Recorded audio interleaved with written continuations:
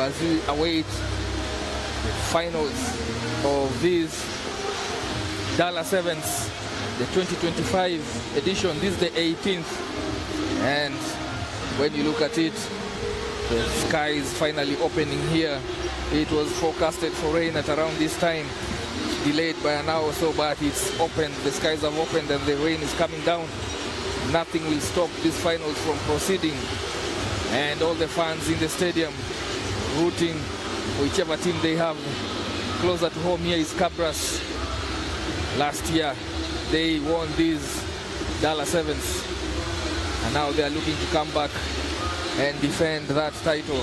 KCB, on the other hand, they have won the most titles, the most DALA 7 titles. They have 5 in the bag already, and they will be looking to add a 6th that will put them way ahead of the next closest team, that is Mwamba and Homeboys, who have 3 DALA 7 titles also, and that will be something to behold.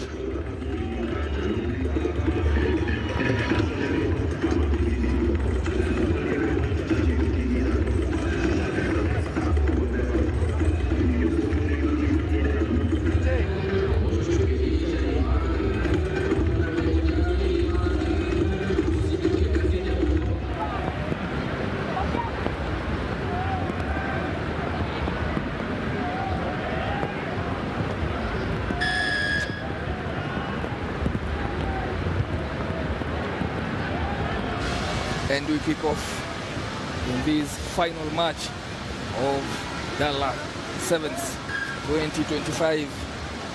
This one will be played very torrid rainfall because it's pounding and it's opened up and it's raining. So both teams have to contend with a change in weather. The first time for both to play these DALA 7s under very torrential rain.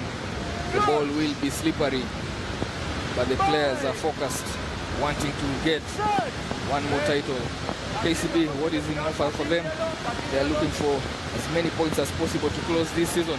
Samuel Asati going and scoring the first try for KCB, darting around that scrum down and going quickly to score, basically unattended. That was off a very solid scrum down from KCB. And you will think that with a slippery ball, any try scored here will account for much. Don't expect a high scoring finals. That conversion is very successful. Conversion by Stephen Osumba, coming into the starting lineup for the first time in these finals. They start going deep, applying pressure on KABRAS. They are waiting for that one to go dead. Yes, it does go dead in the dead ball area. So it will be back all the way to the middle of the pitch. KABRAS to restart this one with a penalty. Yeah, KABRAS here offered another opportunity. Roy Maruti taps. Then they go for a preset move, darting down to the right. Carried. That ball is bobbling and bobbling. William Mwanji tries to steady the ship here for KABRAS, but KCB comes swarming in. And then contesting that ball is loose. Pops out of that maul. But it's advantage KCB because KABRAS took it in, Mwanji took it in, and then he was held up. That ball popped out as a knock-on. Referee stops it for a scrum down. As the rain pours here, Walter, really serious downpour. Yeah, serious downpour, but the players are handling it quite well. The last time we had a downpour for the finals was in Prince Sevens. That match ended early on in the second half. Strathmore Leos were leading comfortably in that one, 24-7. KCB were hit by quick fire tries. They never recovered from that one before lightning struck the pitch twice, and that game had to be called off. But in this one, Onyala with a line break. Look for supporting Manuel Opondo coming in, supporting him, goes to deck, trying to clean it out. That ball is wet and slippery. It's knocked on at the base of that rack by Onyala as he tried to take it out of that. William Mwanji had just, Kevin Rukesa, sorry, had come in straight contesting that one as Emmanuel Opondo went to deck. You see there, goes into contact, hits deck, Rukesa all over it, and then Onyala trying to get it out, knocks it on. The input for KABRAS, Roy Baruti's ball. Steady scrum from KABRAS. Put it to Cantona, who hacks it downfield into KCB's backyard. It's a foot race chase here by Floyd. Matthias Osimbo. Stephen Zola Osimbo fast onto that one. Not being released, is it? Depends with what the referee says. Yes, holding on is the call. Zola punished for that one. Mwanji tucks it in and goes 1 meter short. Advantage being played there by the referee. Might come with more stiffer sanctions. KABRAS still with ball. That rack is being hassled and hassled by KCB, but referee was playing advantage. KCB are not releasing. Once they completed the tackle, they are not releasing, and there the referee, they are consulting. Just listening to see what the decision is. Number? Give me the number. 15. Okay, 15. Yeah, KCB guilty. The infringements there. Referee brings the game to a halt. Awards gets a yellow card. KCB playing 6. Screens there. Who has been given that yellow card? 6-7. Not sure who has received the yellow card. We'll just know shortly. If there is a yellow card granted, because I see Emmanuel Opondo just backing in closer to the scrum here. With 76, probably will choose to position himself better. Roy Maruti spreads it out to their right. Good pass there from the numbers to ban. Try time. Yeah, good passage of play there from Cantona, who shifts it very quickly to Rayvon Ambale. Ambale goes over the whitewash at the far touch. 5 meter channel there, and KABRAS hit back. 5-7. Conversion to come. We try and just confirm who, if any yellow card was given. Don't have a replay because off our screens there. But look at that. Stretching the defense there. And then going over the two young boys in Cantona and Ambale combining to hit back for KABRAS. Yeah, they've hit back.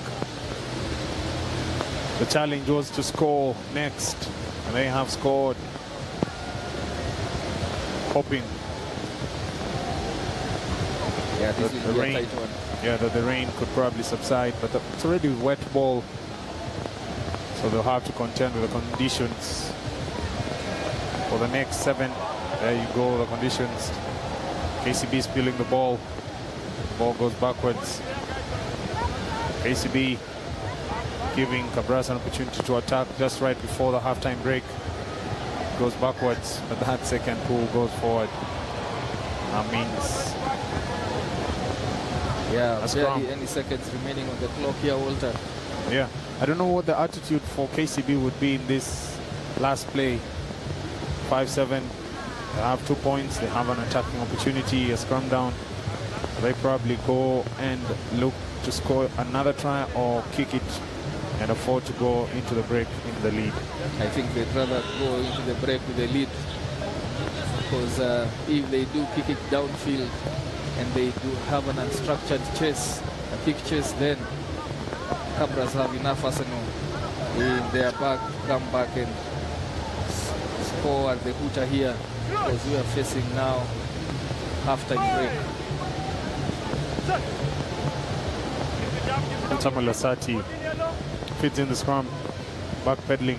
KCB opting to continue with the attack, kicking down. Peach looking for the ball to stay in touch, but it doesn't stay in touch. They are still on referee's time here. We're still playing on, but it's a good kick. If it were a 15-a-side game, this would have been a 50-22, and that ball would have been turned over to KCB, but they play on quickly here. Referee calls it to a halt.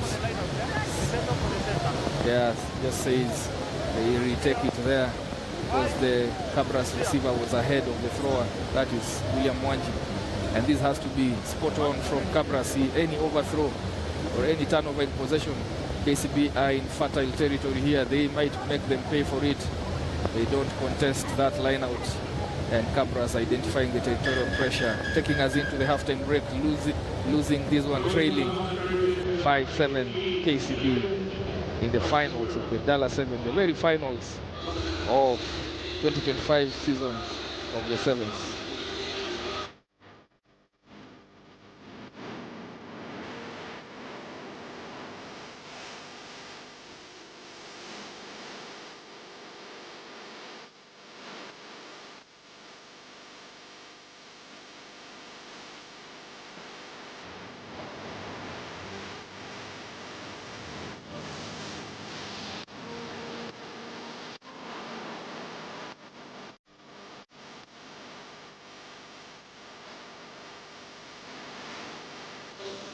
Yeah, in the finals of this one, as you watch on your screens there, the rain coming down, but it doesn't dampen the mood. The fans just watching, waiting for the last 7 minutes of this 2025 Sports Pesa National 7 Circuit.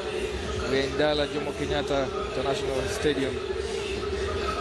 This is at Mambo Leo in Kisumu.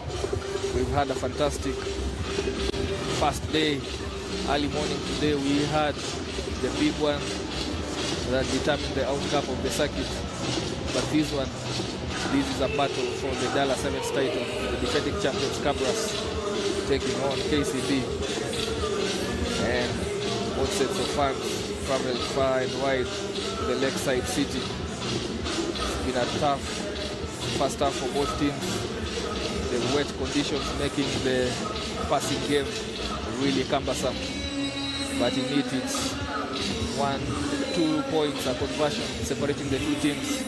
Both teams trying to play territorial. We've seen Cantona using his foot to pin KCB back, and from that swing play they were able to score. KCB did the same in the first half to score the first try.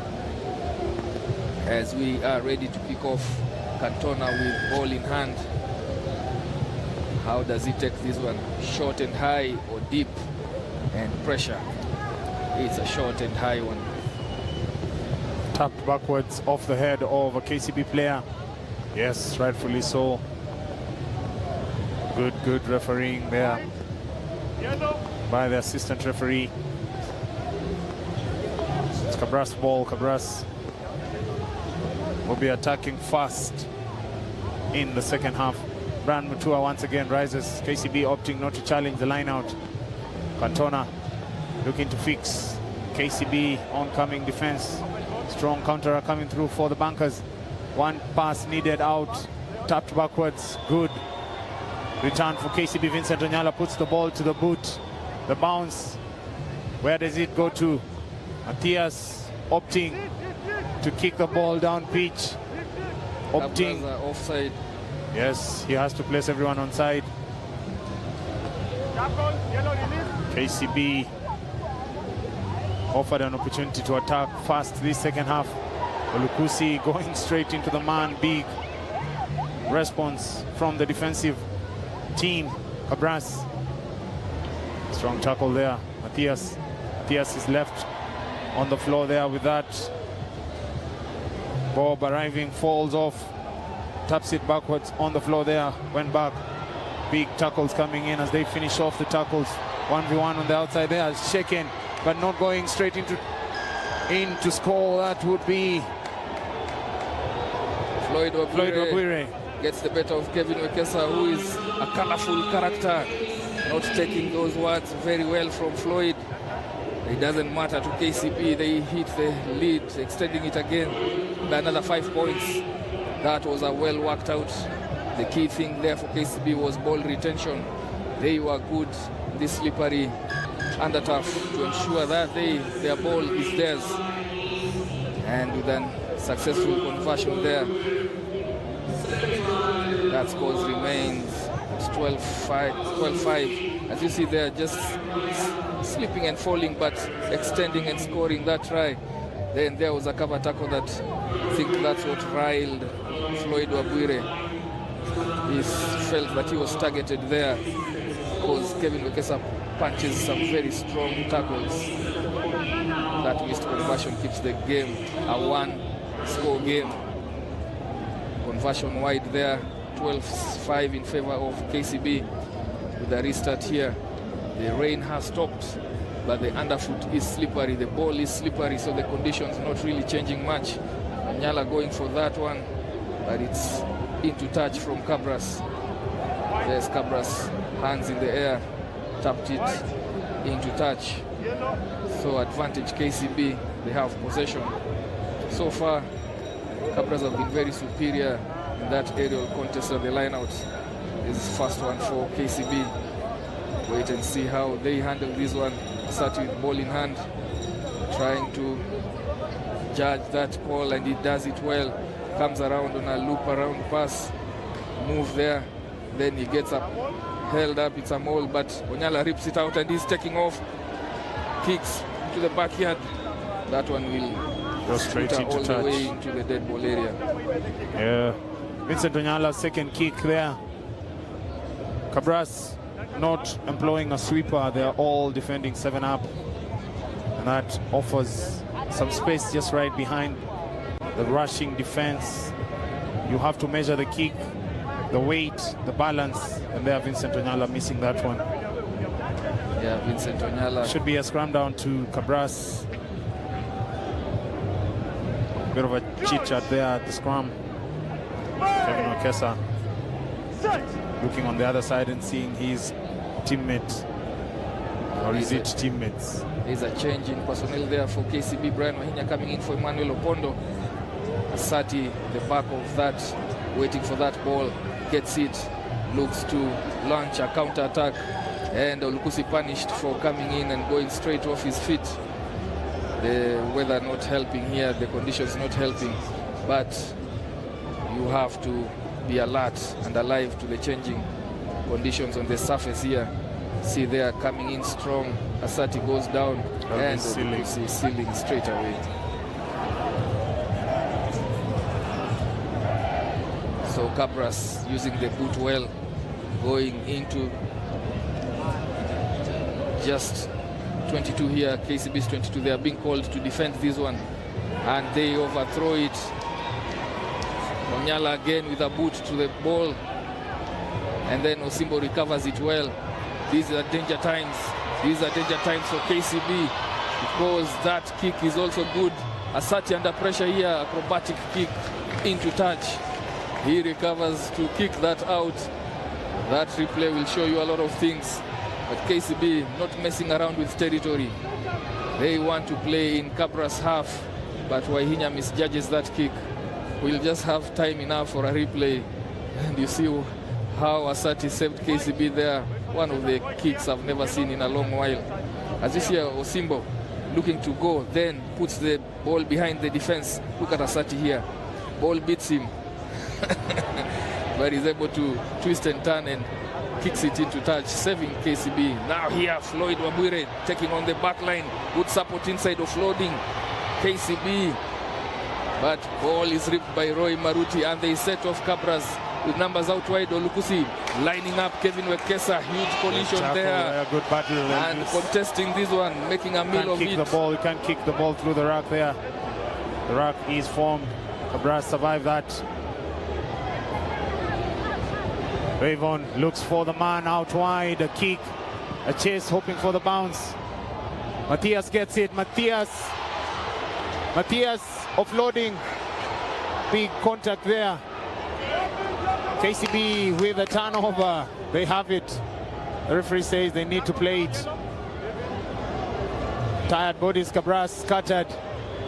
One pass should do it. Smarty refuses to pass. Player going off their feet. Yes. Yeah, the player went off their feet. KABRAS there looking to jackal, but KCB should slow this down. They're smart enough to know that it's the dying embers of this game. Festus Shiasi there, lucky boy. But the arriving player, Eric Antona, went off his feet. KCB, you see that weight. That weight has eaten several seconds for them to make the decision to call for a scrum, and then they've made the decision. It's scrum time. So, at worst for KCB, it will be sudden death if KABRAS score and convert. So not feeling much pressure here of a loss, but KABRAS with all to do. They have to get this ball, turn over this scrum, and then ensure they are able to score and convert, not to lose this title they won last year. Defending champions of DALA Sevens. Breaking player substitutions are made. Off goes Samuel Asati, in comes Jenkins Kipruto. And KCB with a half-back pairing that has been changed here to see off this game. As you see on your screens there, those fans standing up. We are into the dying embers of these DALA Sevens finals. Jenkins waiting for the referee to order it to go in, and he does so. Big shot from KABRAS, waiting for the clock to run down. Referee says it's not yet over. Festus puts the ball to boot high. Why would Festus kick away? And it is knocked backwards there. They have to arrest him. Otherwise, it will be a long call for them here. KABRAS trying to get themselves back into this one. They need to release. 7 points the difference here. KCB kicking away possession. I mean, this one. I talk about it because it's a dangerous moment for KCB. This is the best time to keep your ball in hand. Rayvon Ambale has a few gears to his running line. Jackson also easy isolated. KCB hunting. KCB have it. What a turnover there. That is the last play, I presume. The last play. KCB take it out. KCB win it. Full-time scores. KCB 12, KABRAS 5. Fighting tooth and nail. Body strewn all over the pitch here. KCB emerging strong in this one. Winning it with proper display of defense. Scramble defense. Chasing down Rayvon Ambale, who had looked to go and score. KCB with their fourth title out of 6 finals. They emerge superior, supreme, and they emerge victors of this year's DALA Sevens, and also the 7th circuit, the 2025 Sports Pesa 7th circuit. They are winners, accumulating 125 points, going into the record books with those 4 wins. This is a big outing. This is one of the most dominant 7s you'll ever see from any team. And KCB walking away with this one. The fans cheering a second win. Earlier on, they were confirmed winners of the 7th circuit. This one is their 4th title. And KCB fans just spoiled by the performance of their team. To be frank and honest, KCB have been the best side, very consistent, appearing in all the 6 finals. That is a show of dominance of this 7th squad. Strasbourg Leos have been along the way their biggest contenders, but they fell off a couple of times, giving advantage to KCB, who never slipped up. They remained in the hunt. Whenever they lost any finals, they picked themselves up and went. You see from these replays, Asati with that first try immediately after kickoff when KABRAS knocked it on, and KCB had an attacking scrum 5 meters out. He went over and scored, and then after that, KABRAS had to work, get themselves back into that game.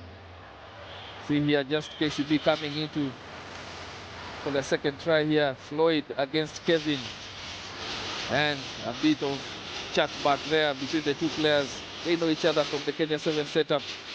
Floyd not happy that KCB stretched their lead there. That was always going to be in favor of Floyd. Stretching and scoring. Cantona coming in with a flying tackle just to see if he can interfere with the ball there. I think that was Jackson also. And then Rayvon Ambale, these were the final moments of this match. He had gotten and worked 50 meters for himself cleaning out defenders, but that cover tackle coming in from the bench to stop him there, and then piling over that track, turning it over, and Brian Wahinya kicks it away into Tash for KCB to finish DALA 7s as the champions.